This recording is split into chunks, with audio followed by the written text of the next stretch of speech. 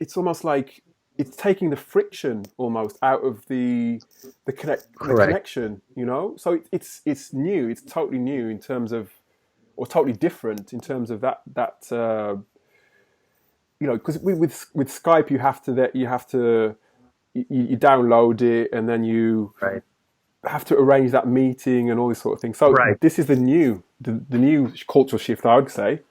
That's right, and I think it's also driven by the fact, and I think it's to your point. But this crisis, one of the things I have personally observed, and I think we were talking about, I have a 3-year-old daughter and a 12-month-old daughter, and one of the things you quickly realize as you're working from home, if you have kids at home, you're a parent, you realize that flexibility of your schedule becomes exceedingly important as we battle down through this remote work reality, which is unlike sort of being 9 to 5 in a physical location in an office where you have a strong compartmentalization of work Hmm. and not work, um, that those lines get blurred a little bit when you work remotely, especially with people across various time zones, right?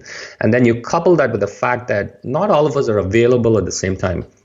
And I take it one step further, and I always say to people, availability is not the same as attention. Hmm. The fact that I'm available doesn't mean you are now entitled to my attention. Yeah, exactly. And so it becomes all the more important to create tools that adapt to sort of your fluid schedule rather than the other way around, where you've got to adapt your schedule just so you can be on a meeting or just so you can sort of land up at and an 8 p.m. call, right? Yeah. So we are taking almost opposite approach to say, hey, the new reality is that schedules are going to be fluid. People are going to be remote. People are going to be working across time zones. People want to feel connected without having to be always on. Hmm.